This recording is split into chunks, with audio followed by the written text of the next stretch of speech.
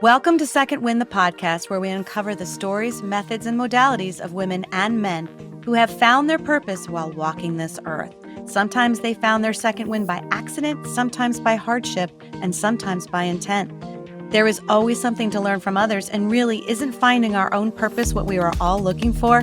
I know I am, and that's why I'm hosting this very podcast. My name is Wendy Charles Maguire. Thank you for listening, and let's get to it.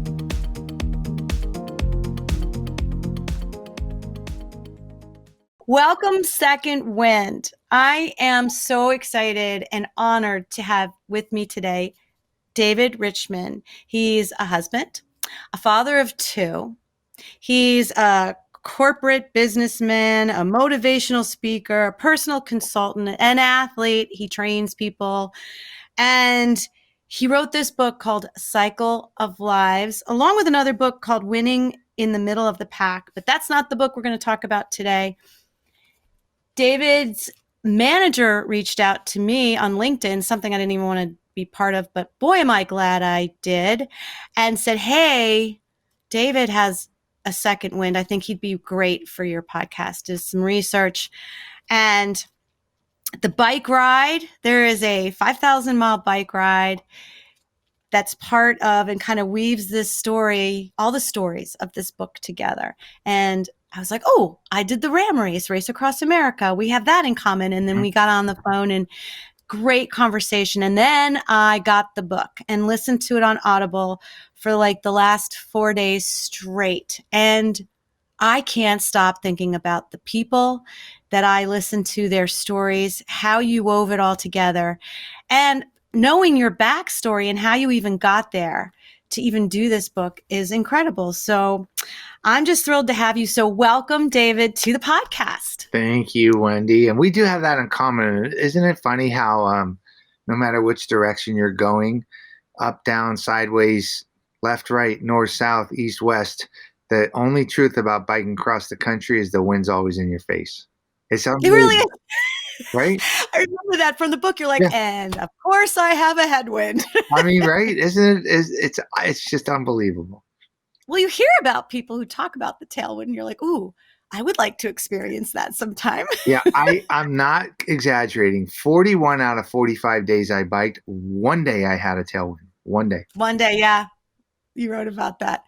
Yeah, well, I'm so excited to have you here. And you said that in your book too, that there are no coincidences. And I love how you say a lot of the things that I believe in, where at the right time, the right person shows up. At the right time, you have no more inner tubes left. And this guy shows up on the side of the highway and sends you to a bike shop, and everybody like hands you everything you need. And it just happens that way. And I think if we're in our second wind, if we're in our purpose of why we're here to begin with, and we figure that out and we listen to our intuition, things like that happen. It just, all the doors open, and they did for you. So let's start with, there was a couple of things. You have more than one second wind. The first one really started your trajectory into getting out of where you were residing for 30 plus years, in kind of a yucky marriage that you didn't realize how bad it was. And then your friend said to you, what? So I have, I'm stressed out. I'm finding every problem in the world to try to fix, and I can't fix it. And I'm not surrounding myself with the right people, and it's just I'm just completely stressed out and just really frustrated with banging my head against the wall with regards to people and situations and relationships and whatever else. And I'm sitting around with my friend Chris, and I started complaining. My wife at the time she was a pretty violent person, had some issues, and I was complaining to him. I'm like, Chris, man, I just can't handle it anymore. And she's like this, and then this thing over here and this thing over there. And he stood up and he goes, man, for 4 years I've been listening to you. He goes, and you know what? You're the problem, dude. You're the problem. And I'm like, what? I'm not the problem. They're this and that, blah, blah, blah, blah. And he goes, no, man. He goes, listen, like everything in your life is a wild dog, and it's a wild dog, and you bring it home, and you shower it, and you give it food, and you give it a place to, and then you go to pet it, and it bites you, and you're like, what the heck, dude?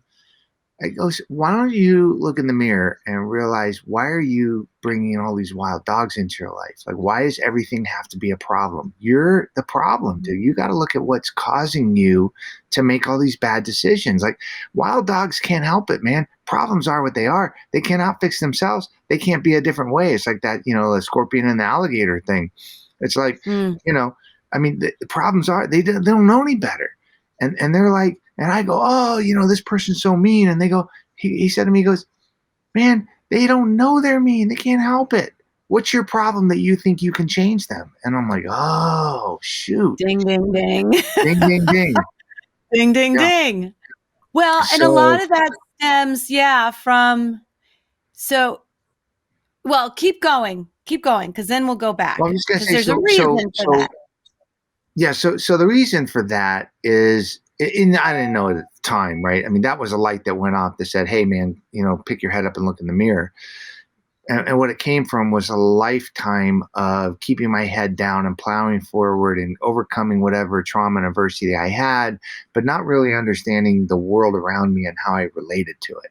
So I was really good at nose to the grindstone, head down, plow forward, overcome.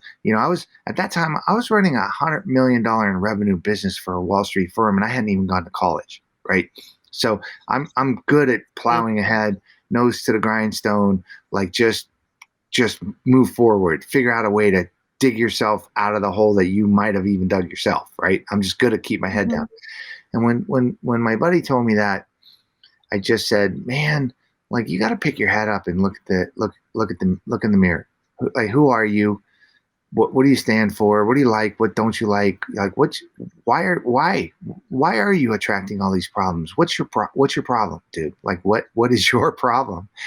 And I made an assessment. I literally, Wendy, I literally stood in front of a mirror for 45 minutes, maybe an hour, going, man, like, really? Like, what's your story? Who are you even?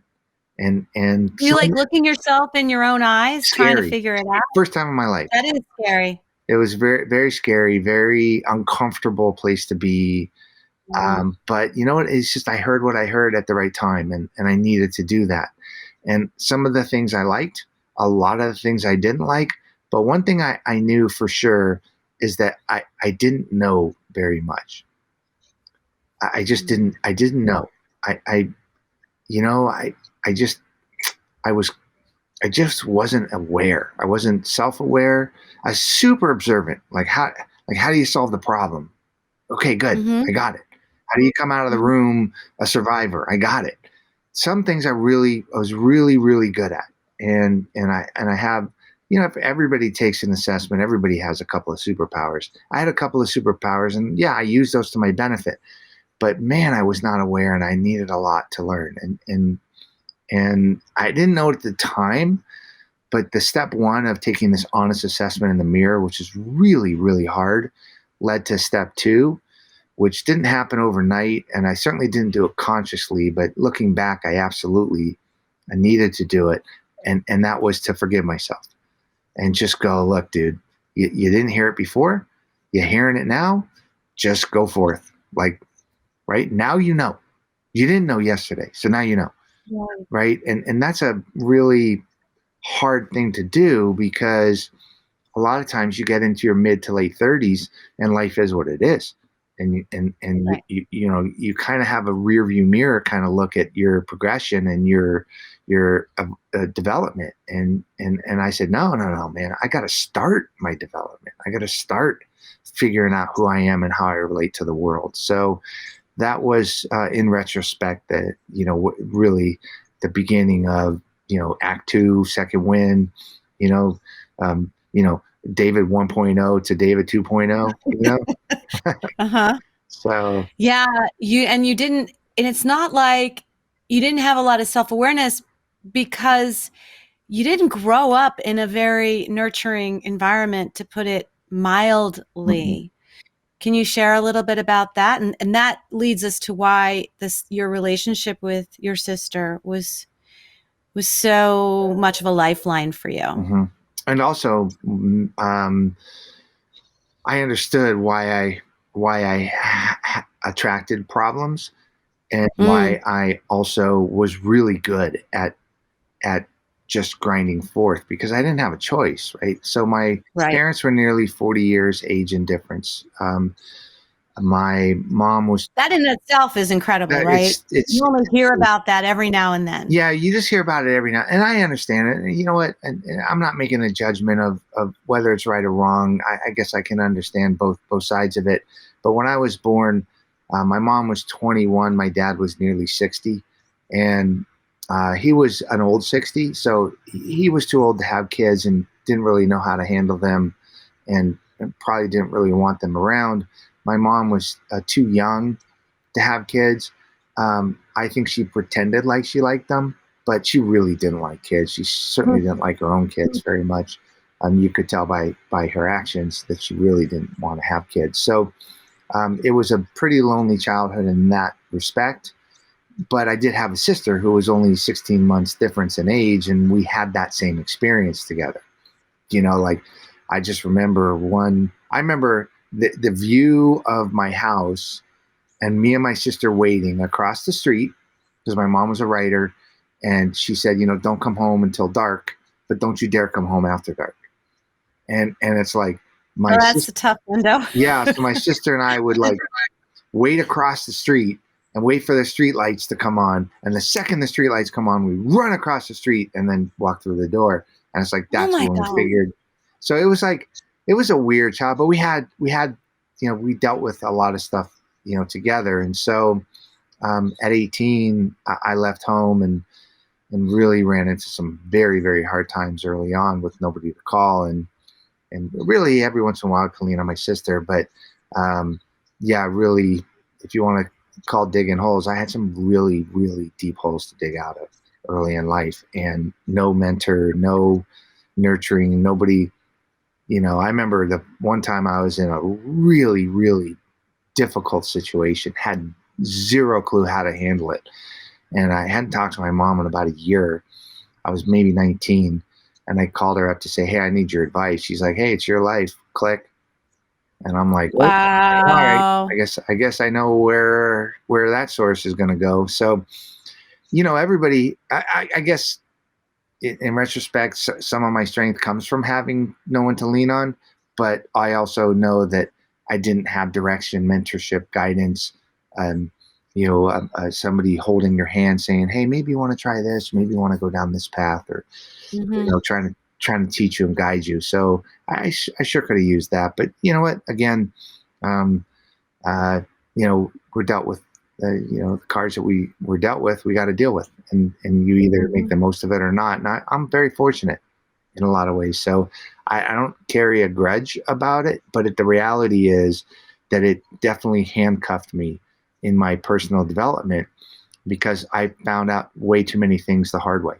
And when you Right. find out things the hard way, sometimes it takes a lot longer for you to recognize the value of that, or what the lessons learned are, because you're in the middle of a dark room trying to figure out how to survive. And once you get out, you go, oh, okay, I get it now. But You it get it takes now. But in the meantime, what landmines did you step on, right? yeah, Yeah. and it took me a lot. I didn't have somebody at 18 or 16 or 20 going, look, man, if you dig this hole, here's what's going to happen. Right? If you make this decision, have you thought about this, or maybe you want to go this way or whatever. Instead, I found myself in a situation where either, I found myself at the bottom of a hole, or I dug the bottom of the hole. And then you spend all your time getting out, and then you figure out, what lessons did I learn?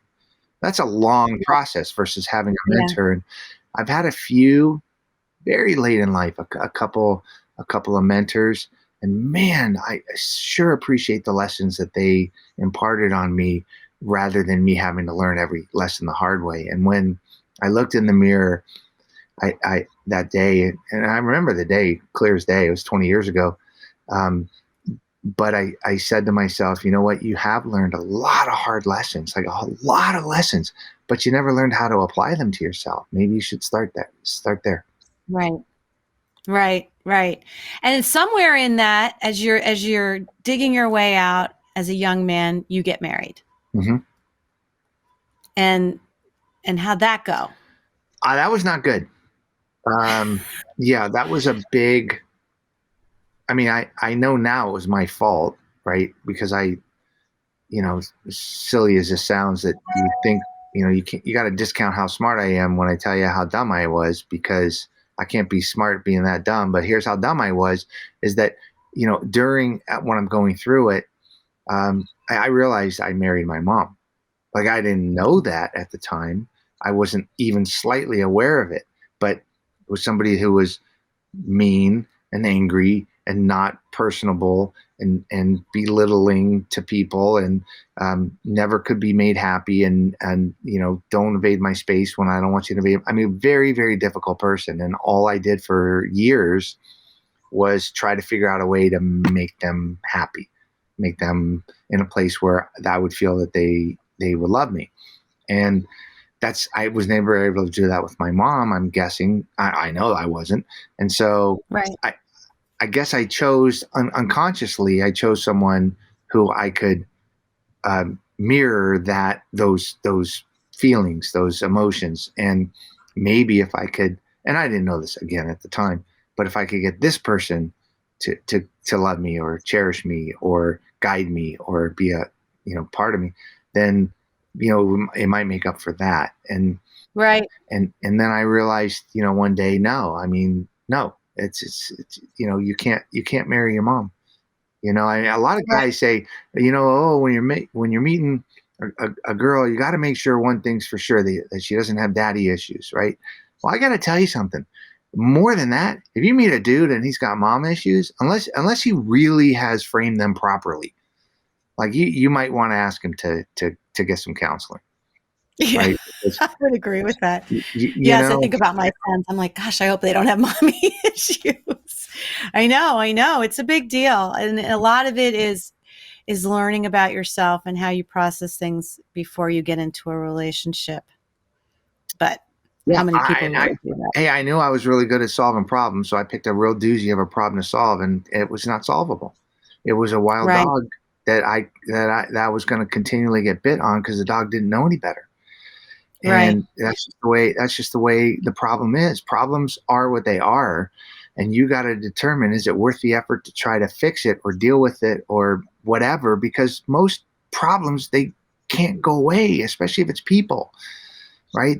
People are who they are. They don't change unless they want to, and they Right. don't evolve unless they want to. They don't transform unless they don't become compassionate overnight just because you're asking them to. I love this. I don't know if you remember the movie Bruce Almighty, and like Oh this yeah. one thing that God wouldn't let him do was make somebody love him. He's like, yeah, that's what I've been trying. Yeah, that's the whole thing about it. It's right. And he's screaming at Jennifer Aniston, why won't you love me? Right? Because he can't make her love him.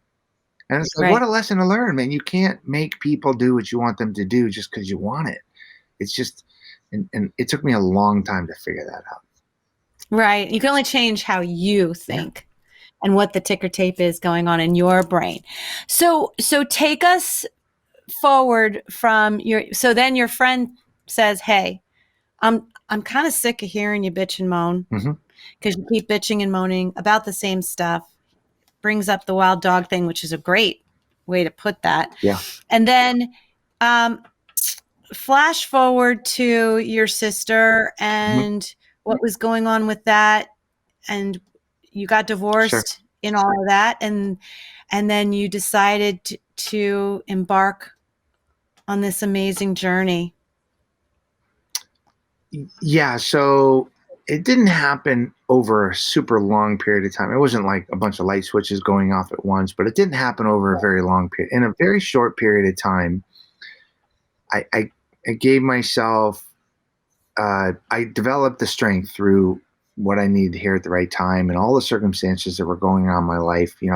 I got my kids and me out of that situation, They were only 4. My twins were only 4 at the time. And I looked in the mirror and I made that assessment. I gave myself the opportunity to say, okay, what can you learn? And and you need to stop smoking. You need to not be overweight. Mm. If you want to be an athlete, you got to be athletic. Like you got your whole life ahead of you. Start figuring out who you are and who you want to be.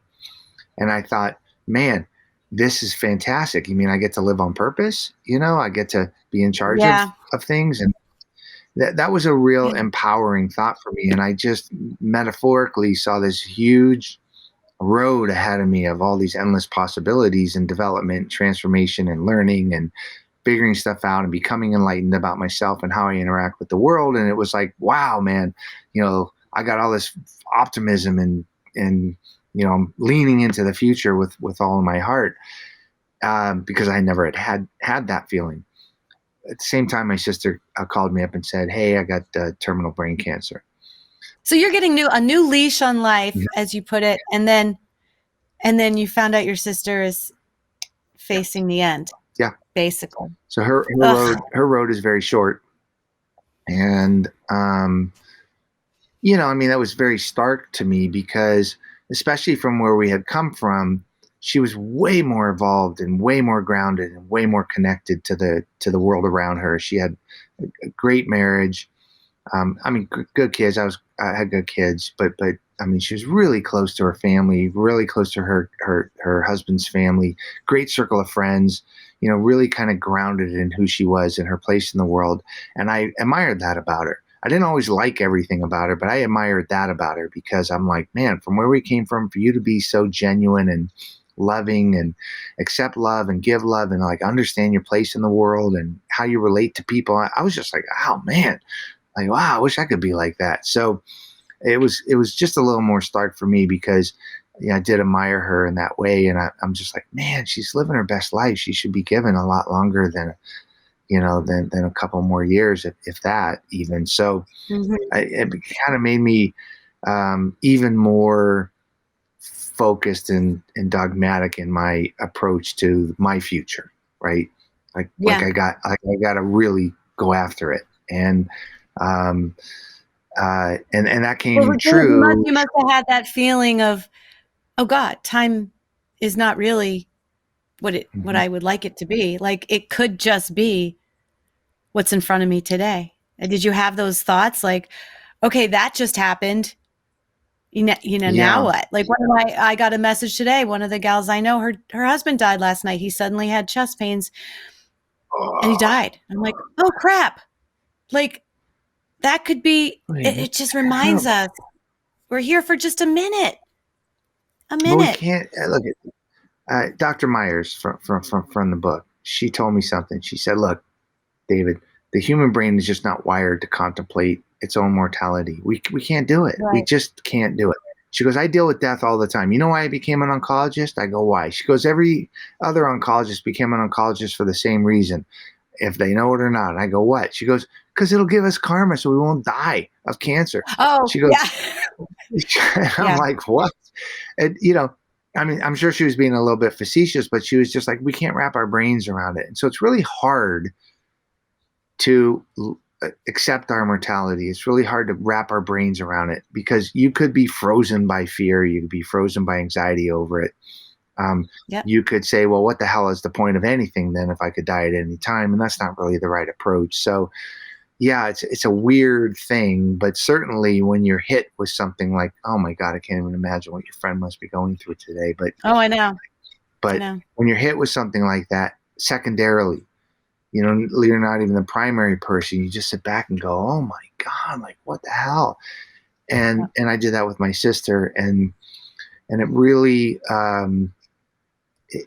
allowed me more focus on seeing like what's the most I could give to her during that time, within the Mhm. boundaries that we could have, and what could I take from her in that time. Um, and I mean, that's What kind of time was that? What was she diagnosed with, she June? was What was she diagnosed diagnosed? with a very kind of rare type of brain cancer. It was so rare, in fact, that the cancer center that took care of her at UCLA made a board study out of her. And it just happened to be that an oncologist on the East Coast who specialized in brain cancer was diagnosed with that same cancer, and he was on the he was part of the board study as well. And so Wow. she had a tremendous care and tremendous attention, and probably extended her life a bit. And I'd say from diagnosis to death was just under about 4 years. It was a pretty long time. And the cancer metastasized, and in the end, it was whatever cancer killed her. Who knows? But or I don't know. I'm sure the doctors do. It doesn't really matter at that point. But the silver lining, at least, and I know this is a morbid thought, but the silver lining to cancer, as opposed to what happened to your friend last night, is that it can give you the opportunity sometimes to reconcile relationships, to wrap your brain around it, to close some boxes up, to wrap some things up that you might want to wrap up, to lean into the most that you can give to others, or the most that you could take in those final moments, days, months, years, whatever. If terminal cancer has a silver lining, that would be it. Yeah, and that was shared in some of the stories of the book for Mm-hmm. sure. Mm. Wow, Oh wow. yeah, like So Bobby's story, right? Yeah. yeah, oh my gosh. They're so good. It's so good. I listened to it on Audible, but I'm going to get the book anyway and share it with all Ha. the readers in my family because it's so good, people. I cannot share how great it is enough. Anyway, so you get the word about your sister, and how does Mm-hmm. that move you forward other than like, I'm going to do what I can for my sister. I want to be more like her. I want to figure out, why this is happening kind of thing, or what's Mm-hmm. going on that makes you move forward. So I think I wanted to be more at peace and more aware of my place in my world, because we're all just living our Mm-hmm. lives. But when I was looking at her living her life, I'm like, she's probably living her best life. I'm definitely not. And Ooh, and okay. I can do better, and I should do better. Now I have an opportunity to, because I'm finally picking my head up and becoming self-aware. I'm finally gonna forgive myself for all the time I've wasted and making bad decisions and not knowing any better, because I know better now, and I can be important enough to start living on purpose, right? Make myself a priority, care about the person in the mirror as much as anyone else, which is a hard thing to do. It was a Mm-hmm. hard thing for me to do.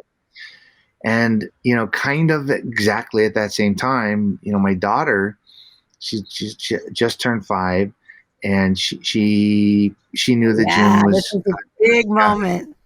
yeah, a big moment for me. She knew that June was diagnosed with cancer, and somehow, some way, in preschool or kindergarten, whatever, she had heard, or a teacher had told her, or it came into her orbit in a 5-year-old's way, that a cancer is caused by smoking.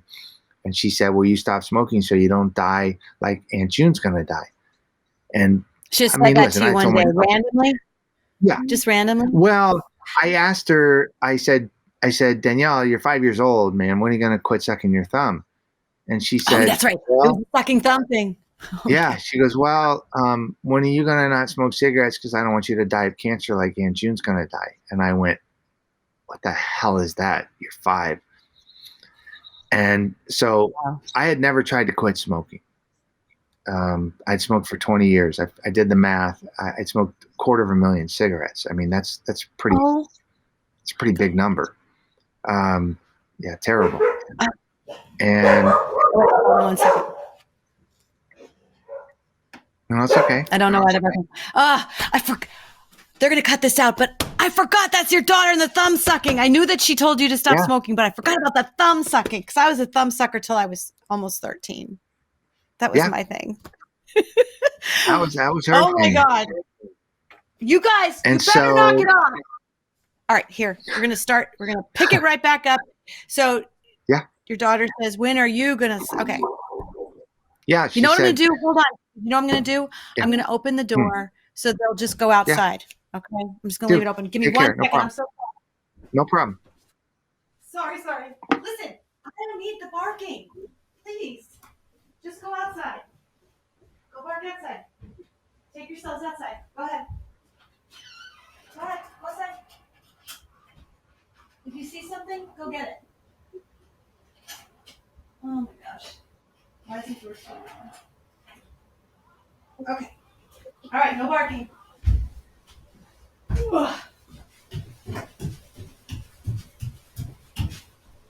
Okay.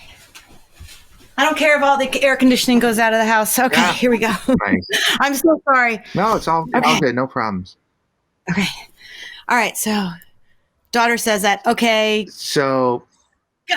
I had never tried to quit smoking because I knew, well, first of all, probably because I was pretty weak and wanted to keep smoking. But part of it was I didn't want to fail at it because if I felt like if I failed at quitting smoking, I'd be one of those people who's like really, severely overweight. And you go, yeah, I need to know, I need to go on a diet. And you go on 100 different diets and they don't work because you actually don't do the thing you need to do. And I didn't want to quit smoking and fail at it because I didn't want it to become okay to fail at something like that because then I'd never quit. And so when I did hear it, because I told myself 100 times to quit. People had told me 100 times to quit, but I wasn't ready to quit until, Danielle's like, well, why don't you quit smoking? And I'm like, okay, deal. You stop sucking your thumb, I'll quit smoking. And so like a week later, I smoked my last cigarette.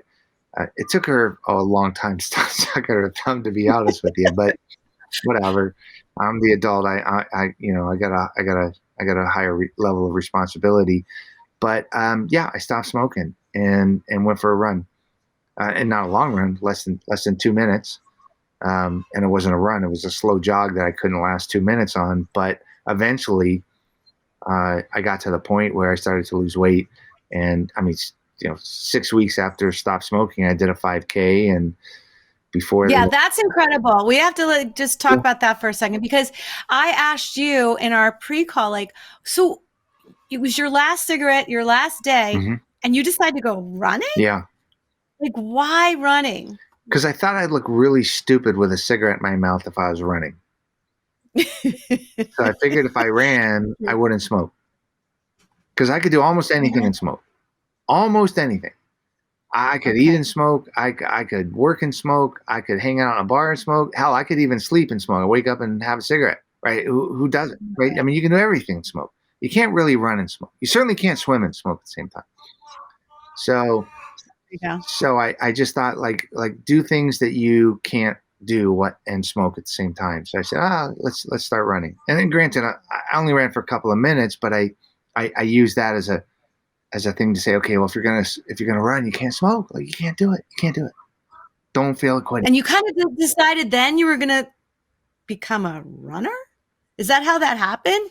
Because now flash forward, you teach people how to do 5Ks and marathons and half marathons. And you're 3 weeks into a course right now on how to run a half marathon. Yeah, I do. Did you even have any idea you would be? No, of course not. That's crazy. I mean, who knew? Who knew that I could become a runner? I mean, I was 38 years old. I had never run as an adult, and I was overweight. I was a smoker. I was not. I didn't see myself as an athlete.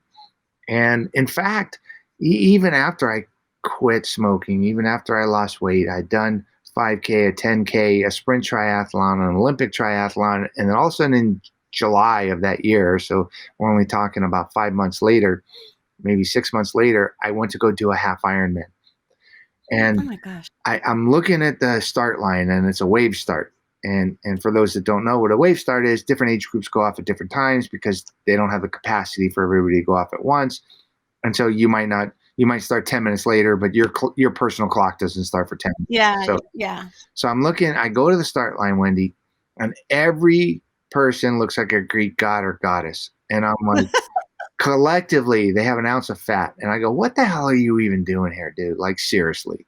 Like, go home, man. You're not an athlete. I mean, look at you. You're barely out of being an overweight smoker. And look at these people. Like, they're real athletes. Go home. You don't belong here. And so I literally almost turn around to go back into my car and drive home and say, what the hell was I doing there? The gun goes off, and it was hilarious. Yeah, okay. 90% of the Greek gods and goddesses took off, but there was 10% there that flopped over on their back and started doggy paddling, and some that swam in circles in the first 10 feet, and I'm like, I started laughing and I said, shoot, and if they don't care what anybody thinks, they're just trying to figure it out. Why don't you go to the start line and try to figure it out? So I had no idea. I had no idea. Oh, that's amazing. Yeah. That's amazing. You know, Okay, so bring us forward now. mhm. So what's the timeline now? Where's your sister at with her health? And like, bring us along that timeline Yeah. to do the So she's going through, surgeries and chemo and radiation and living her life, and she's still working and trying to, take care of the kids and be a great wife and all the things that she's doing. bike. And we're living our lives. We got a lot of time to spend together. We talk a lot on the phone. She lived pretty close, so we got to see each other quite a bit. Um, and over the next year or two, I continue to heal from, being out of a bad relationship. I try to figure out how to become happier at work and live more purposefully.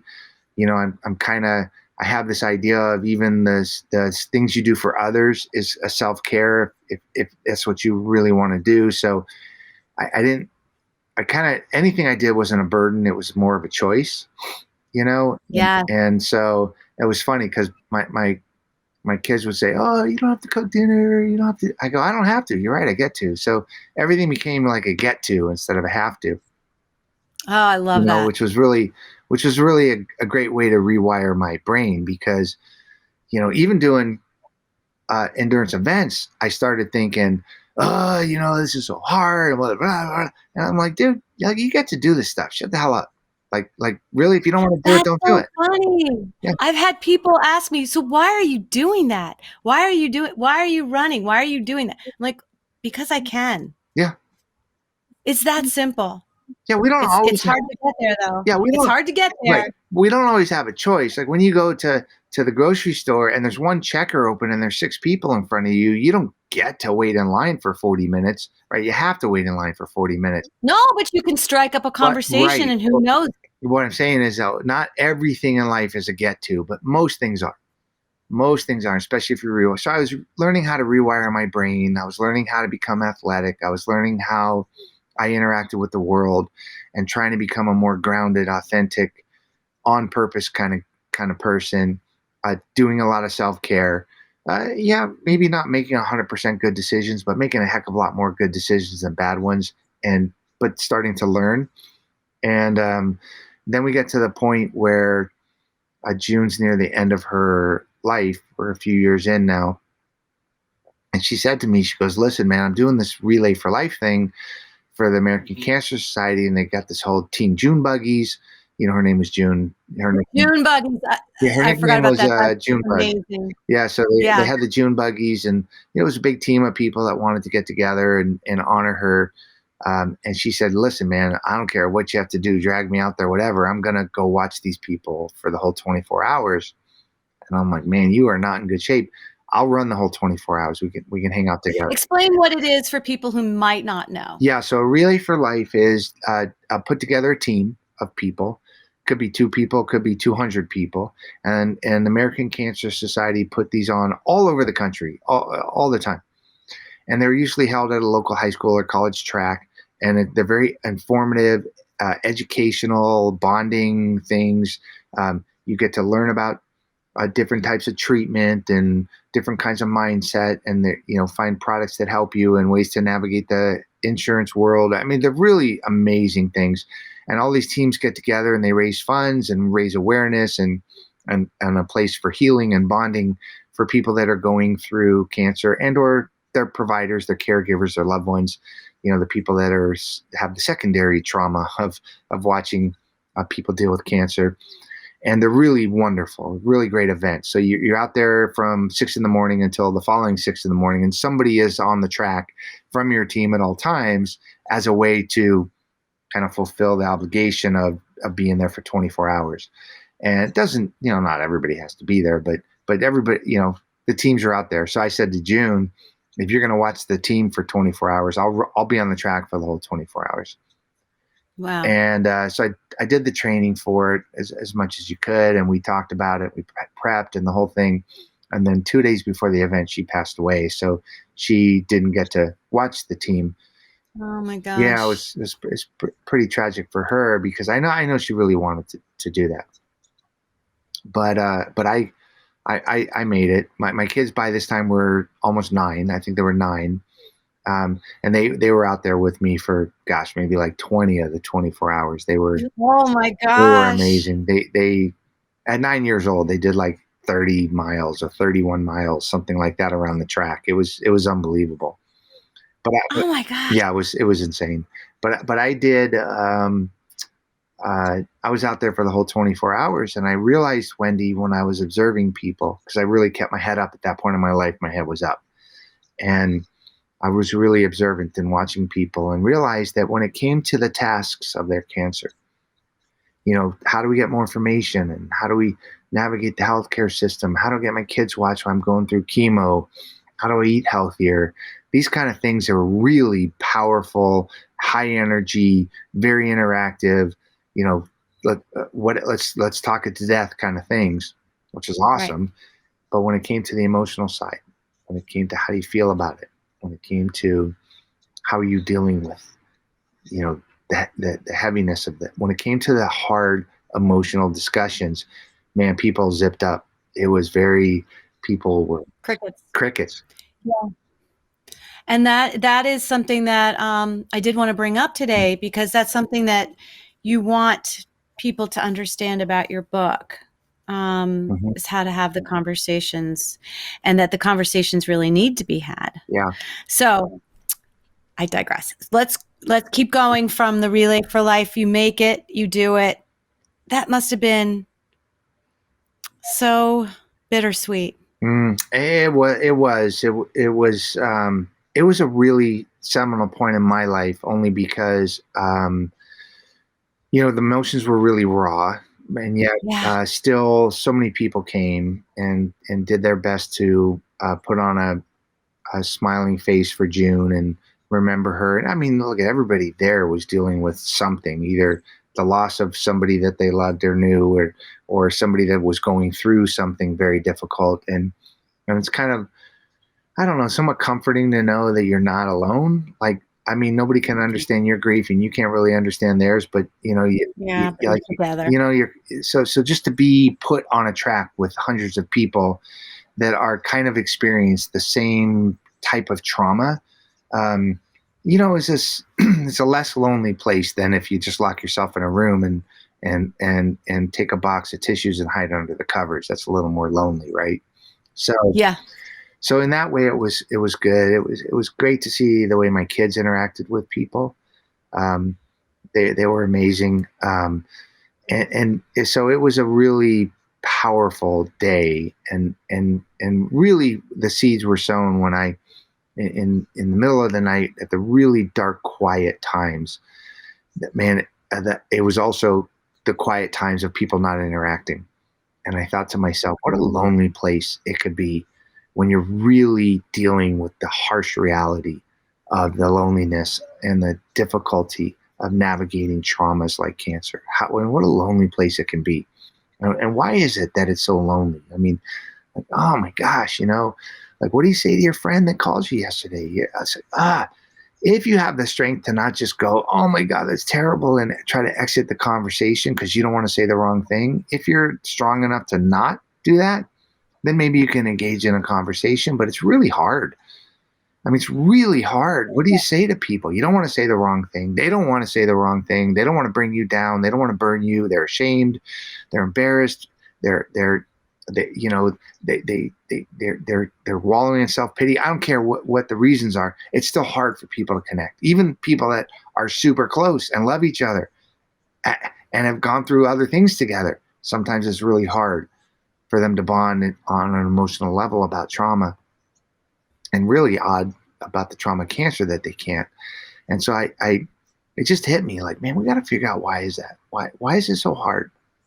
And that, Did you have unfinished did you have that connection with June, your sister? Or are you looking back at it at this point going, oh, I wish we had really talked more about her feelings? I felt Like, was it fortunate. a No, self-realization? I felt No, fortunate that we pretty much talked about everything. you did. Yeah. Okay. Now, if there were 1,000 things we could have talked about, I'm going to say, 700 we should have talked about. Okay. Maybe 300 weren't my business to talk about, or her business to talk with me about. Right. Right. I'm not saying, I got every word on every page of the book of life of June. That's not possible. But the things Right. that I think that we should have talked about, I think we did. You know, and Okay. and I mean, I remember sitting on her porch, and she was watching her kids and my kids jump on a trampoline, and she was really sick, and I just saw her looking very serious. She wasn't a very like somber person, very upbeat, and I really was nervous to ask her, but I said, "What is going on in your head right now?" Which is a Right. really scary thing to ask somebody at That that is time. because you don't know and you don't know how you're gonna handle Yeah, it, right? and she looked at me and she said, "Well," she goes, "Man." She goes, "The hardest thing about this whole dying thing is I'm not going to watch those kids grow up." Ugh. And I went, Ugh. ugh. And I go, man, I go, does it make you feel bad to know I'm going to watch my kids grow up? And she goes, I don't know. I mean, that's great. I mean, good for you. She goes, it just sucks though, that I'm not going to be able to do that. And to know that she felt that way instead of to assume it gave us a, a, a level of bonding that was, I don't think, you know, not everybody is given the opportunity to bond with someone at that level during those times. And I found Mhm. myself many, many, many times in my life not being able to say what's going on. Mm. Talk to me. I would much rather keep my arm's distance and go, man, I don't want to say the wrong thing, so I better not say anything at all. Right. You know? and Yeah. and so yeah, so we did. I feel like we did, and I'm not suggesting that nobody has the ability to have hard conversations with people. What I am suggesting is that we all have at some level an understanding of, we don't know what people are going through, we don't know what they have gone through, they don't know what we're going through, and they don't know what we have gone through. And when we're given the opportunity to form a deep, connecting, authentic, real, interaction with someone, what can we do to maybe enhance that a little bit? What can we do to take Right. advantage of it a little bit? Because a lot of those opportunities go by. They really They do. do. I told you that my dad was basically dying for 2 years, right? We knew he was gonna die. Like, if I went away for a weekend or something, I'd be like, "Oh, crap, I hope this isn't when my dad's gonna die." Yeah. It was one of those things. And, I remember sitting there with him and spending time with him, doing even the little feeding tube into his stomach, knowing how prideful he is, that his daughter doing that's kind of like not great. And I never just asked him, wow, how do you feel about this? Mm-hmm. What lessons, what do you want me to know? Yeah. You know, anything like that. And I don't know why. And I would think that I'm kind of always have been an empathic and empathetic and Mm-hmm. caring, feeling kind of person. Yeah. So that's why your book is so interesting, to me, I could is totally how relate to you, many of us. Wendy. I could totally relate to that because um, let me tell you a quick story. I don't think I wrote about this in the book, but I'll tell you a quick story. And I know anytime you talk about suicide, you gotta say, hey, if you need help, like go out there and get help, right? I mean, it's Right. just stupid to not think that you look, go get help, right? Okay, we It's just a stop. split second. You just get caught in that moment and you can't see a way Yeah. out. And that's the difference between suicide and not So suicide. just go talk to someone. But I was managing a big business, a lot of financial advisors during the financial crisis, and one of our advisors Yeah. jumped off the roof, and it was absolutely horrifying.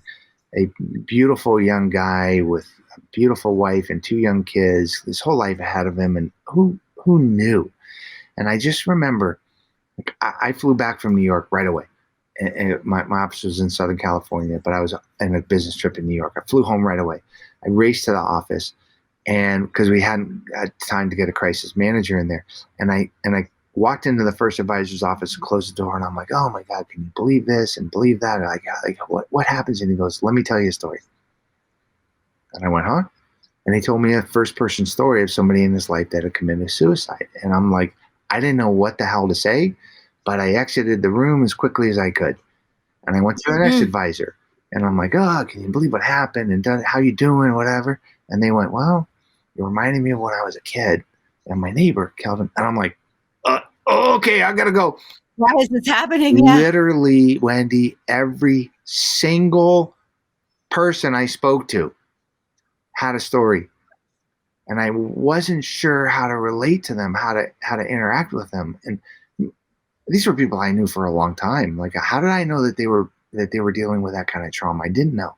And when faced with it, even though I knew them and I liked them and I'm like, they wanted to talk to me, they didn't know how to talk to me. I didn't know how to talk to them. Why? It's hard, man. It's hard. Finally I get to the last guy that I was going to talk to, because I know that guy's going to put me in a good mood. He's a wonderful man.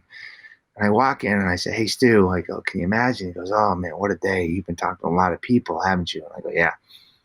He goes, yeah, when I was a kid, my brother and I were playing tag. And he was a kid back in the 20s. My brother and I were playing tag, and we ran into the barn, and my dad was hanging from the rafters. And I'm like, what? And he goes, yeah. He says, suicide touches everyone. It's just hard. And I'm just like, what the hell? Right. But my point in telling you that is that I can so empathize with your story, because who can't remember a time when they said, man, if I just could have pushed myself to say on a little bit more, if I could have just been like less scared to say the wrong thing, or I don't know what it is about us that we just like, I'd much rather drop you off a casserole than ring your doorbell and ask you how you're doing. I think it's Just, very human. yeah, it's very How human. we do It's a that. very human thing. And I feel for you as you're caring on so many deep levels for your dad, and still afraid to say, or not comfortable to say, like, Dad, what's going through your mind about the fact that you're going to die soon? Like, is there anything you can tell me about that? Because it's Yeah. a No. hard thing to say. Yeah. Isn't What that do we weird? say? It's almost like you feel like, and I think you wrote about this. One of your, one of the stories in the book was like, you think it's almost like bad luck, Mm-hmm. like you're going to get it too. Like it's contagious. Or if you talk about it, it's going to make it happen. Yeah. And if you don't talk about it, it's not going to happen.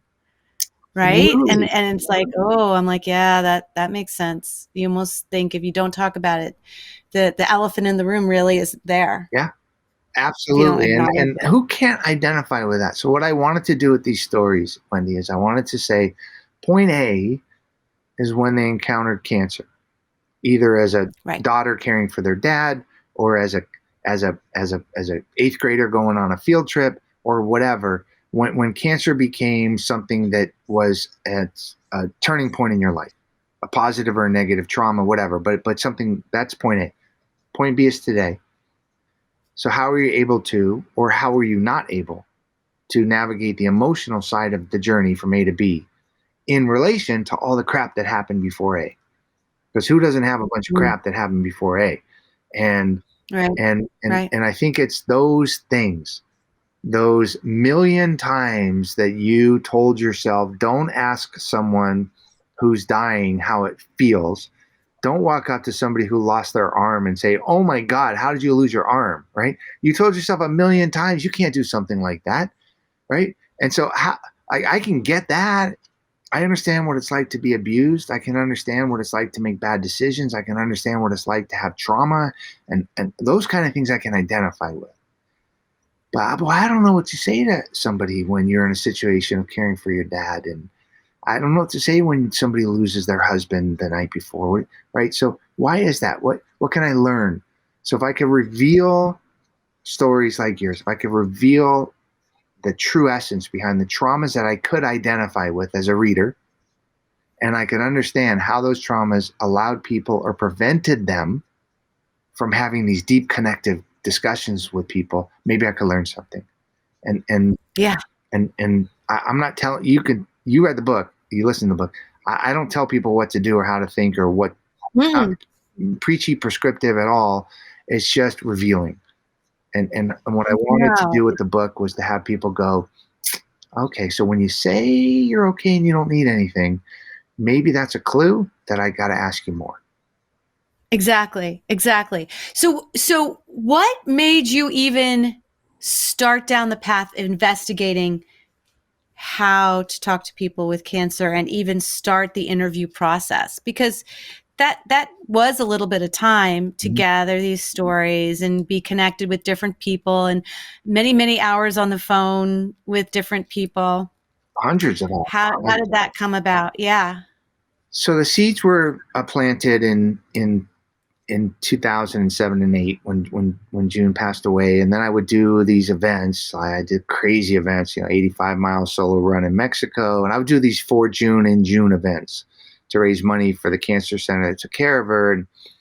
And I haven't done one every year since then, but I did a bunch, and I noticed. But you made it your mission to keep the June Yeah, bug thing alive yeah, and we yeah, keep raising money, and it was a giving back part of what yes, you realized is important for you as a person. yes, and Okay. very few people don't give back in one form or another. That was a way that I chose to do it. So um, so it just became more stark to me that I would like to understand why is it so difficult for us to connect about the emotional facets of trauma, right?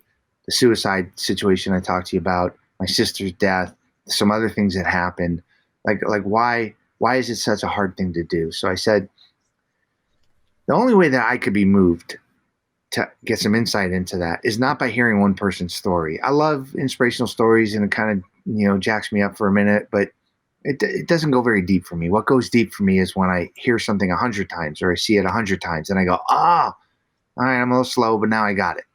And so Mm-hmm. what I wanted to do was if you take a wheel, like on a cycle of life, you take a wheel with a bunch of spokes, each one of those sections, as it were, I want it to be a different age, a different type of cancer, a different severity of cancer, a different emotion. I wanted to try to fill in as many of the facets of human experience as I could. So I had to go searching for stories. I didn't want to find how do 15 women deal with breast cancer. That's great, but it's too narrow. I didn't want to learn how does everybody young deal with it? How does everybody old deal with it? How about how Right. I wanted to find people that had positive experience with cancer or inspirational things that were, you know, God, when somebody told me, this one person told me about a woman who, when she heard a diagnosis of brain cancer, shed tears of gratitude, saying, "Thank God it's cancer." And I'm like, Oh, that was in the "Yeah, I book. got to talk to that person." Because she got a little crazy Yeah, and everybody thought she was crazy and she finally thought they she was figured out crazy. it was cancer. She thought she was Yeah. crazy. In fact, she checked herself into a mental institution because saying, "That's it, my life's over. I've gone crazy. I'm the problem." Husband, 6 kids, the whole deal. And then when she heard it was cancer, she was like so grateful. But It's not me. I know, but Yeah.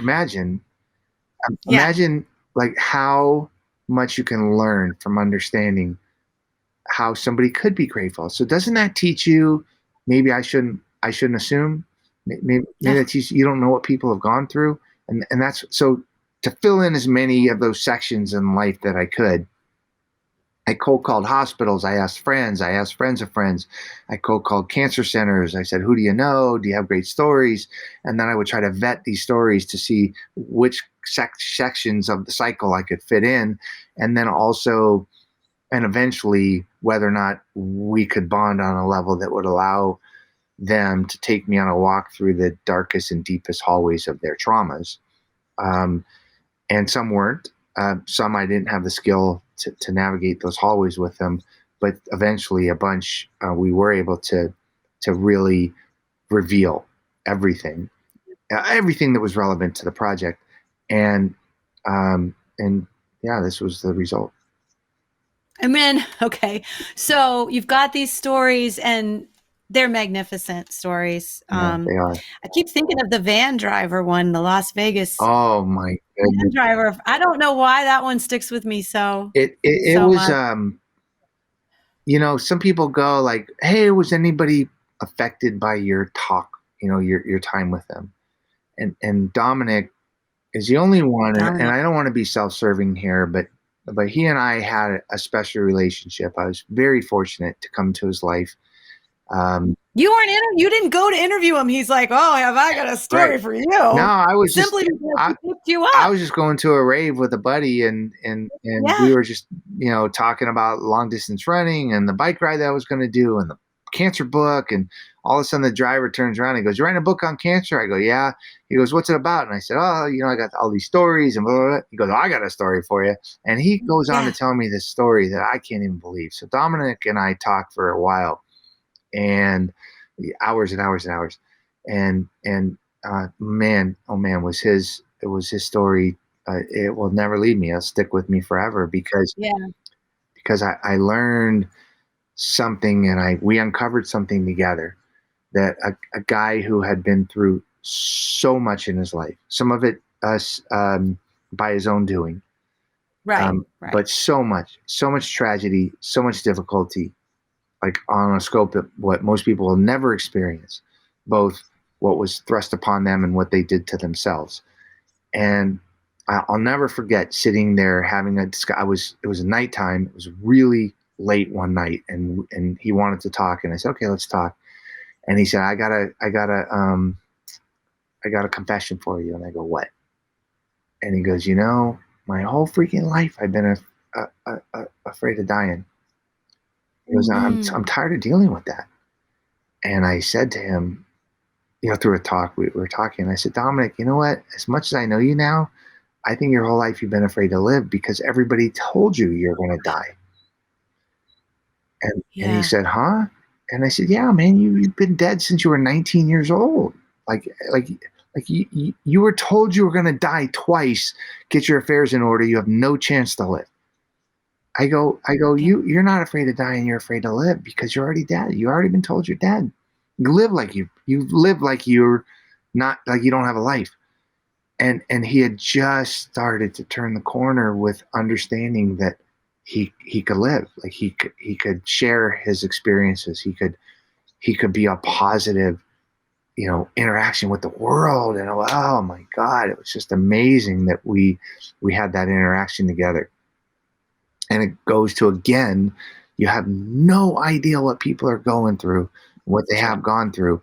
And if you just give yourself a minute to sit back and connect with them in a real authentic way, in a safe place for you to say the wrong thing, for them to say the wrong thing, for you to say the right whatever, but just connect in a real authentic way, and greatness can happen. And Dominic, certainly gave me a lot of greatness in his outlook, and in sharing his story. And a lot of people tell me Dominic's stories really, really move. That's a good one. Yeah.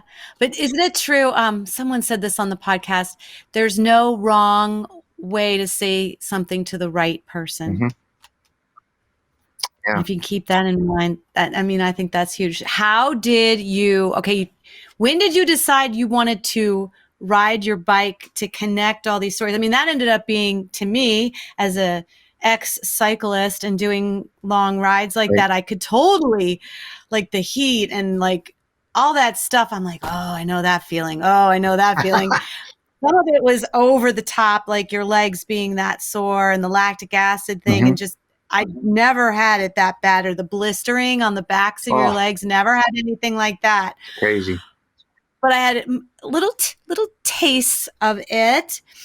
And it really, your trials and tribulations going through, it was chaotic at times, the bridges and the storms and the troopers, and you're going, you're going into, what was it? The National Guard or somebody Yeah. was going by During you. a They're hurricane. like, "What are you doing? There's a hurricane." You're like, "Yep, I know. Okay, well, good for you. See you later." Like, oh my gosh, what made you decide to interweave and do the bike ride to Right. begin with? Did you have the stories first? Did you have the Oh bike yeah, ride in I mind had the first? stories first. And by the way, isn't it funny that you say, "Oh, I got a tiny little taste of it," and meanwhile you were part of a team that rode their bike as fast as they could across the country? Okay, so let's. But I had brakes. I had brakes, and I had people I around me know, at but all still, times. People, You were by tell me people yourself. will look at you and go, "There's no way in the world I could ever do that." Right? Of course they do, because and Well, to you it's like, well, it was just a stupid little thing I did.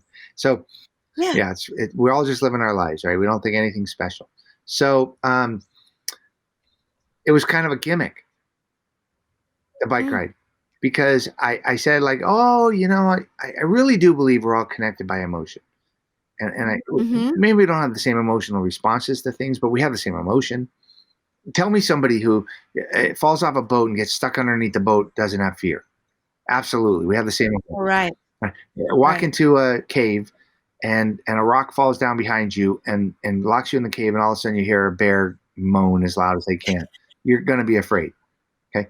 So Yeah. we all have the same emotion, maybe not all the same emotional responses under all the circumstances, but very few people will look at, very few mothers will look at their newborn and not be just this overwhelming joy, right? I mean, so it's okay, not always, but we all have the same emotions.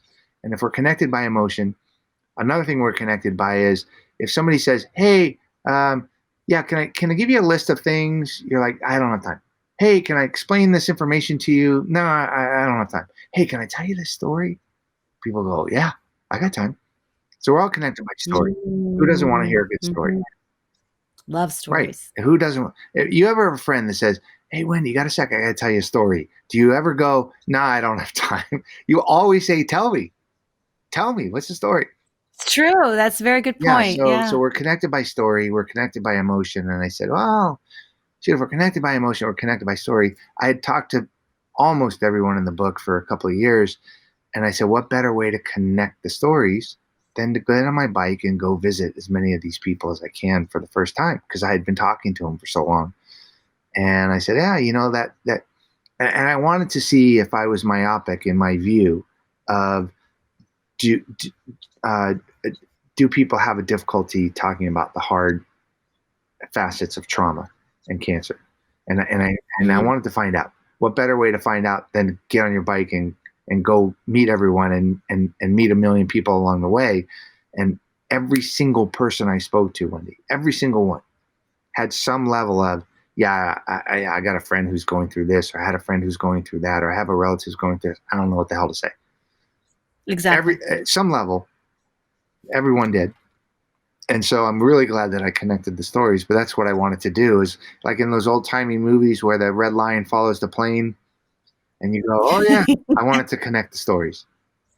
Well, and it also ended up, and I don't know if you set out realizing it, but it ended up healing you to a degree and having you work through a lot. Well, maybe not all the way Okay. healed, but it definitely helped you work through a lot of your own pain and a lot of your own Yeah. shit.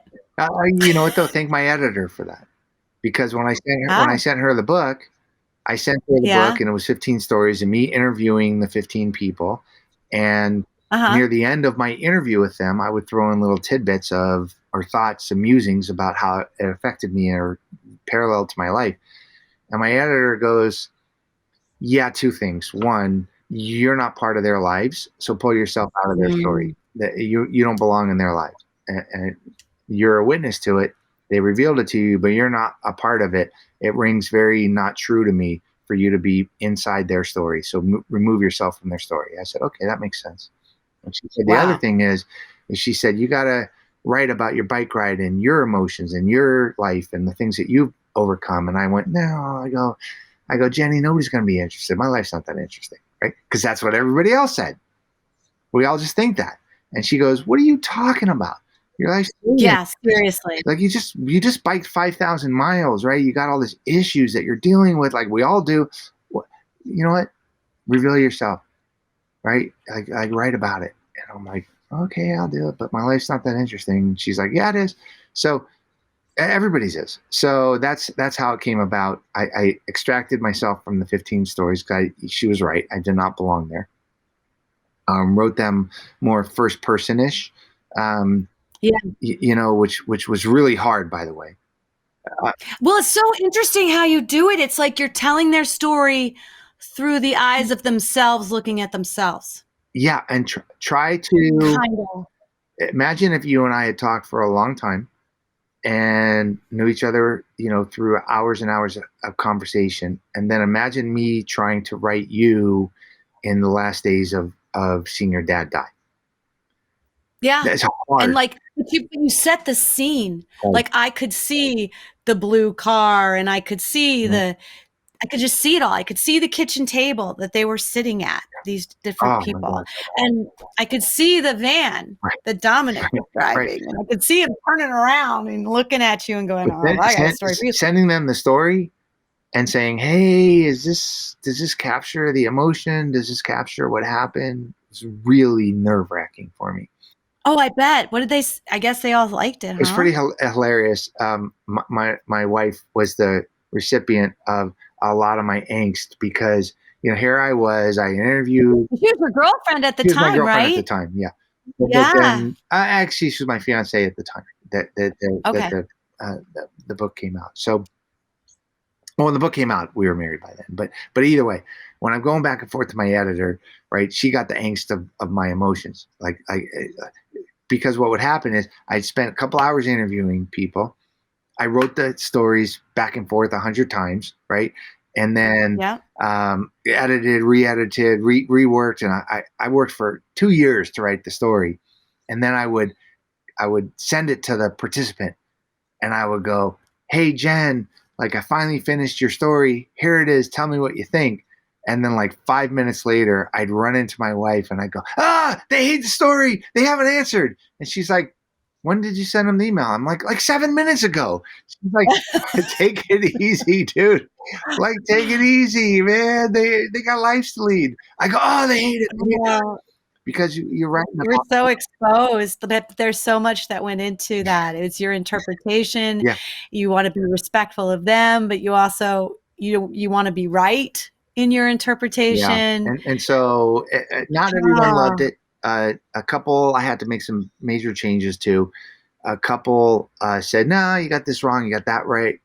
But yeah, I wish you would change this or that." And I would say, "Well, you told me something 15 different ways. I'm telling it a 16th way. It encapsulates those 15." oh, So they kind of they gave me a little bit of license. Some of them, and in fact, the one that hit me the hardest was Jen. Jen's story. Remember with the she was 6 years old, taking care of her dad and Nurse Jen, and grew up to be a pediatric oncology nurse. And her story is phenomenal, but very hard to write because I'm writing about her experience growing up and how the loss of her dad had affected her. And she was such an optimistic, wonderful, beautiful person, newly married. It's just living this wonderful life. And I was just like, man, if I get this wrong, I'm gonna be a real a-hole. oh, And so I sent her thing. yeah. I go running into Erin. Oh, she hates me. She didn't answer yet. And finally, like 10 days goes by, and I've sent her like 2 reminders. Like, what do you think? And I'm just for sure she hates it. And she called me up, and she goes, "Man, I can't tell you. Every word is perfect. Don't change a word." Oh, and that was probably the hardest one to And I do. went, "Oh my God, really?" And she said, "Yeah, I read it to my mom and I read it to my friends, and it's literally perfect. Don't change a word." And I went, that's so fantastic, right? What a opportunity to have told such a moving story, and for her to say I captured her story. Then we know it's true. We don't make something up. I Right. can't get as much out of it. But if it's as true Right. as that, I'm like, yeah, this is word for word okay with the person that it's about. Then we can learn something from it. And the two questions you asked each Mm-hmm. person in each epilogue, was it in each epilogue, was the the best thing about what was In it? each prologue, so ahead of time, Oh, what I prologue, did yeah, in each is I prologue. said, "What's the most positive emotion out of your Most positive cancer emotion. experience?" That A to B we talked about, and what's the most Mhm. negative emotion? Um, because that allowed us to Yep, frame it, and yep. I think it's important to understand that some people are going to be fearful, others are going to be anxious, others are going to Mhm. experience dread, others are going to experience uh, desolation. That Mhm. I don't know what can some fear, some optimism. I don't know what they're going to feel. So I asked them to frame it in the best and the worst emotions of what they could experience, so that they Of could what see a right. 360 view of it. Because not everything is all good and not everything is all bad. Right. It was interesting to hear each person's Mm-hmm. viewpoint on that. What do you want? What would you like now that this is almost 2 years Mm-hmm. in the since it's been released, the book? What do you want to see happen? What is this that you would like? Ah, you know what? I mean, selfishly, it'd be really nice if people read the book. Certainly, if they bought it, 100% of the proceeds go to support the charities that were chosen by the book participants. So, hey, any little bit of money helps. So, and the great organizations are listed in the book and listed on the website. So Right. that's a good thing. Selfishly, I want to grow my audience. And if people are moved by my writing, then that's going to spur me to say, cool, I'll keep writing. Um, but really, what I want people to get out of it is what I was lucky enough to get out of it, which is little points of information into the real life experience of humans, because it's given me the ability. What I've learned, I didn't know this going in. Mhm.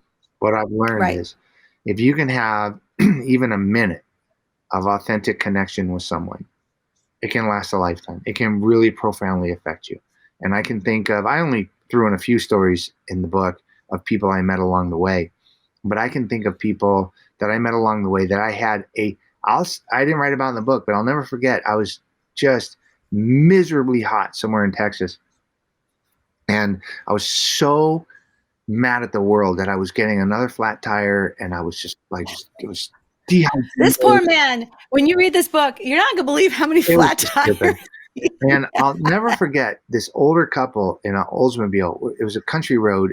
I was not on the highway at this point. It was a country road, and they zoomed by me, and then they did a U-turn, and they parked out. And the guy gets out of the car. He must have been 80 years old, and he goes, "Hey, do you need any help?" And I'm like, "Oh, I don't know what you could do." In my head, I'm like, "I don't know what you can do to help me. I mean, you're an old dude, right? Like, I'm trying to change a tire. It's hot out here or whatever." And he goes, "No." He says, my wife and I were talking as soon as we passed you, and you just look like somebody that needs some help. Are you okay?" And I'm like, "No, I'm okay." He's like, "All right, well, as long as you're good. All right, I'm glad we stopped." And I'm thinking to myself, "Who's that nice? Isn't that awesome?" And it just responds. It stick with me ever since. I'm just like, you know what? Even if you don't believe it, some people are just so freaking nice and so thoughtful and so caring, even if for just a moment to a stranger. I just was like moved by that.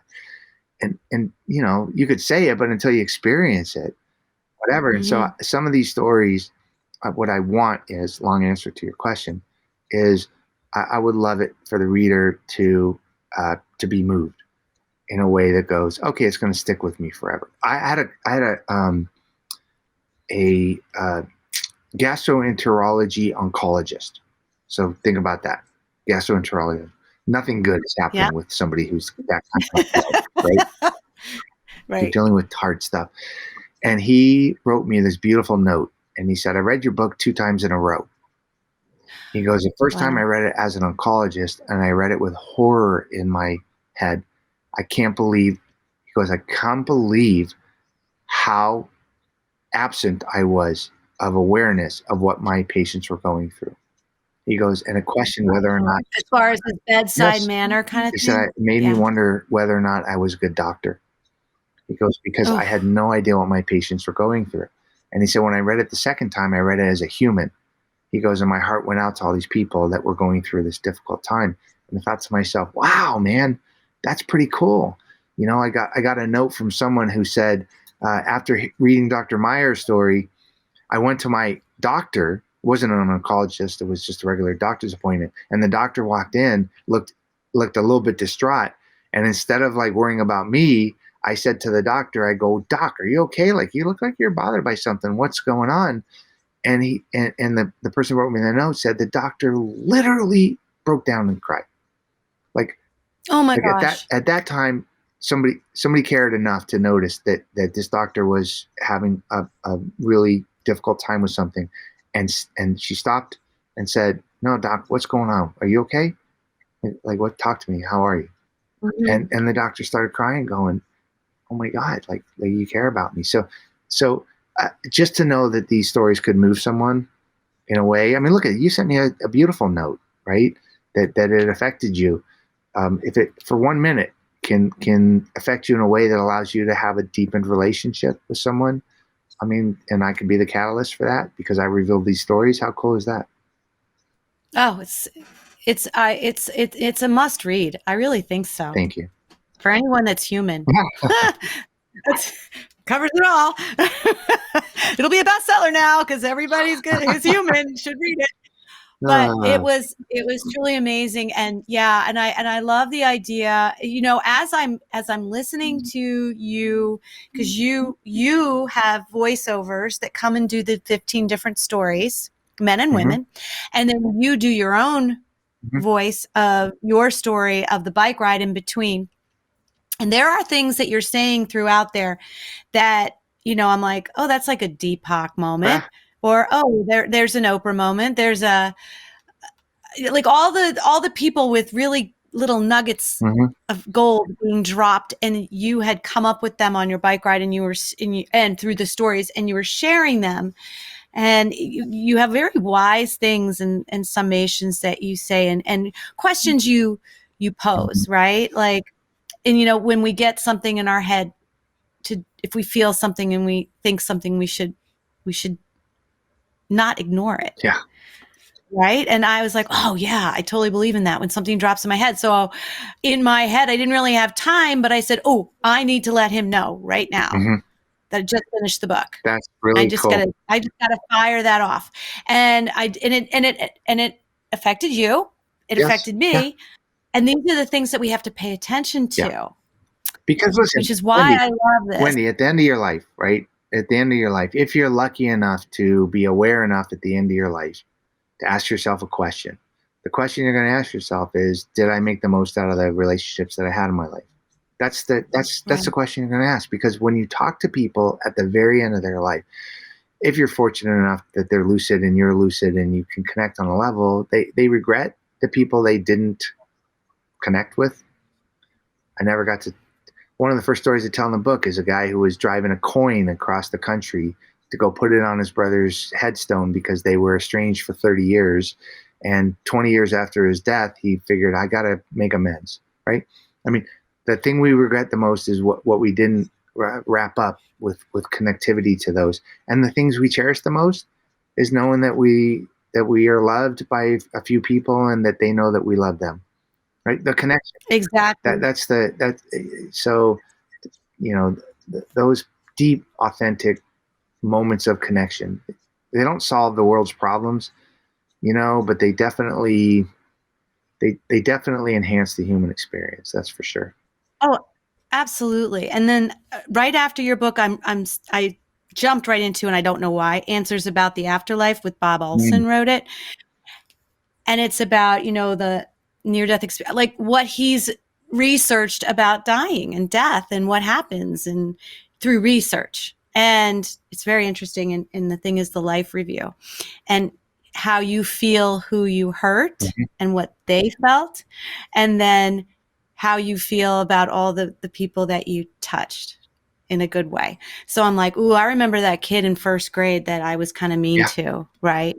Or I remember, I wasn't very nice to that girl on the track team because, she bothered me for whatever reason, right? And I'm like, oh wow, that's not good. And you just have to think about, okay, moving forward, every single person I come across, I need to make it better, whatever it is. Yeah. It's Make the day a great better, thought. smile at Yeah. them, whatever it is, And right? it's not always possible, it's not always easy, where nobody's perfect, but I love that thought. I mean, I really See, do. I love that thought because the truth is, you just don't know what the just don't hell know. people are going through. You So just true. don't It's so know. true. Every time I just had a buddy here from New Zealand. He's been around forever, and he was talking about this story of how he got robbed at gunpoint one time, Ugh. and immediately I had this look on my face, and he goes, "What?" And I said, "Dude, I've had a gun pointed at my head twice in my face, twice.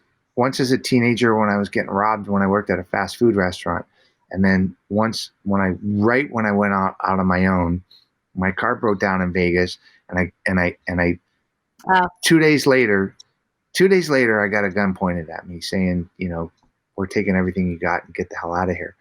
And it was a loaded gun. Right. And he goes, huh? And I said, yeah, like I never really dealt with that and whatever. But man, every time I hear somebody says they got robbed at gunpoint, I go, damn, dude, you were like if somebody had pulled the trigger, done, like done. Like, Yeah. how am I the guy that had his, his face to a gun twice? And I'm like, whoa, I haven't processed that. You never know what people are going through.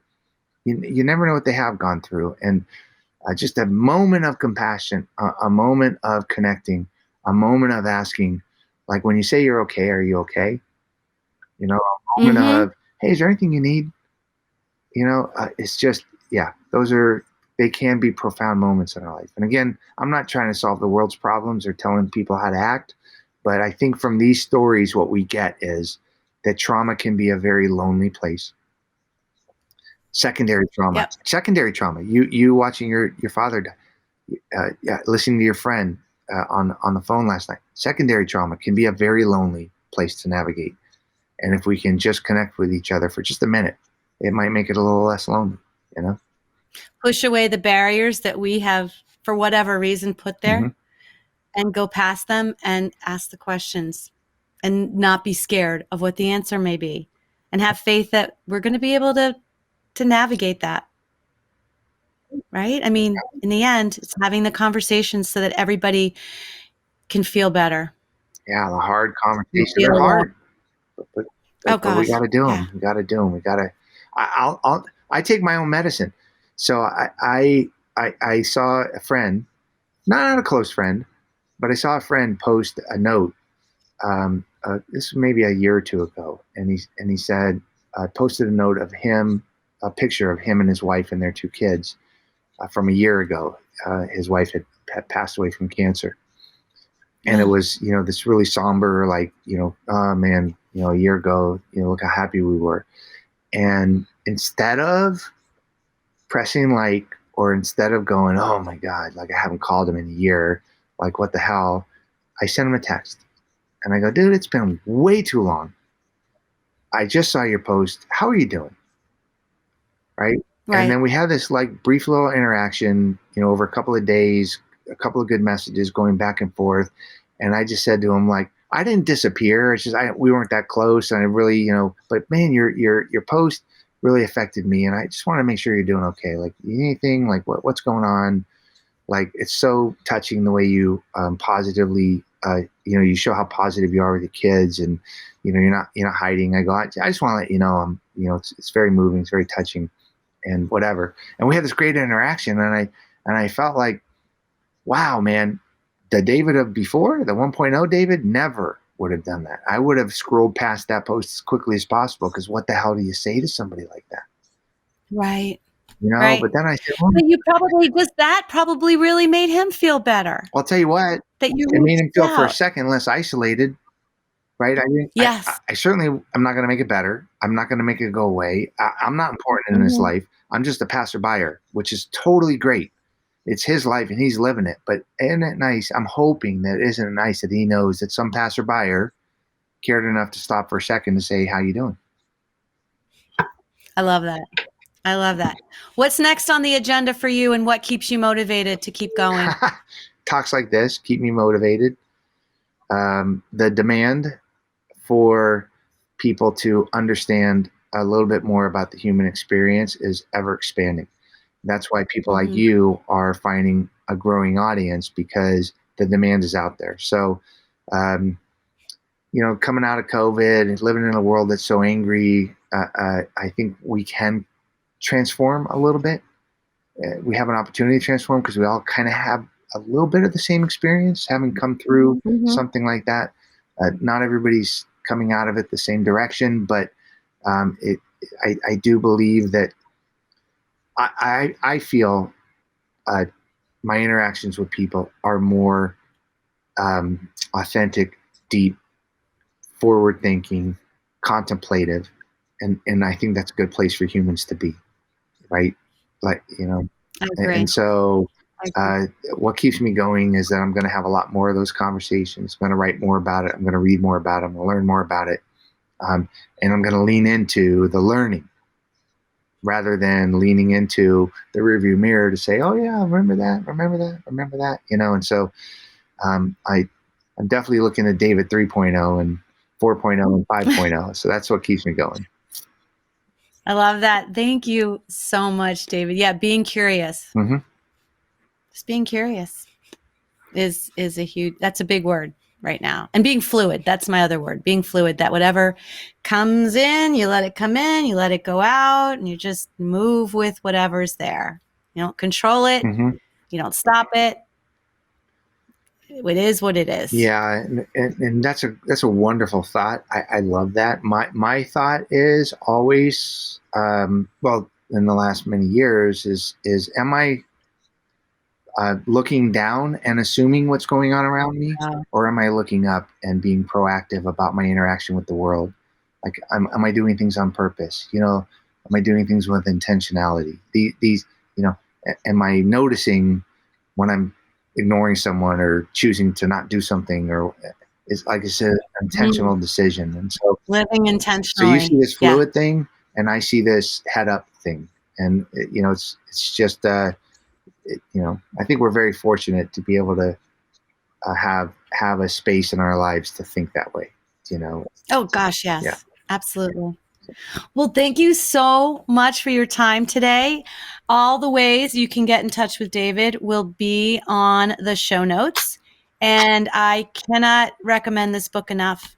Thank you. Cycle of Life. It is an amazing book.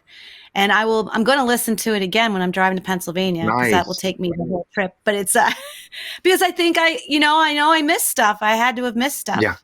And I want to relive some of this because it's just the stories are real, and there's so much to get out of every little story that will resonate with each person a little differently. Yeah. I And thank you for that. it's I amazing. sometimes will listen to a snippet, or every once in a while I'll read a chapter, because the chapters are easy. They're pretty fast, and I'll just be like moved to tears, going, "What the hell, man!" And then I realize, oh shoot, you're the one that did this. I'm like, yeah, it's the stories are the people in the stories are very powerful. So thank you for taking the time, and it's very, very, very Absolutely. sweet. Thank you. Thanks to your manager for reaching Yeah. out. Yes. Well, let's stay I feel so connected. privileged. And Yeah. you have a growing and dedicated audience. So if they want to hear from us again, invite me on and we'll talk. Oh, you got it. You got it. So thank you so much. And until next time, breathe in your second wind.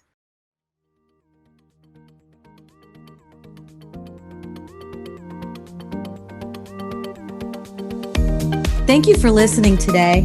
I hope that something you heard made you smile, made you think, and made you feel. If these incredible stories empowered you, awakened you, or left you feeling inspired, make sure to share with a friend and write us a review on iTunes so we can continue to change lives through this content. Make sure you tag us while you're listening on our Facebook group, My Second Wind, or hit the link in the show notes to join the conversation.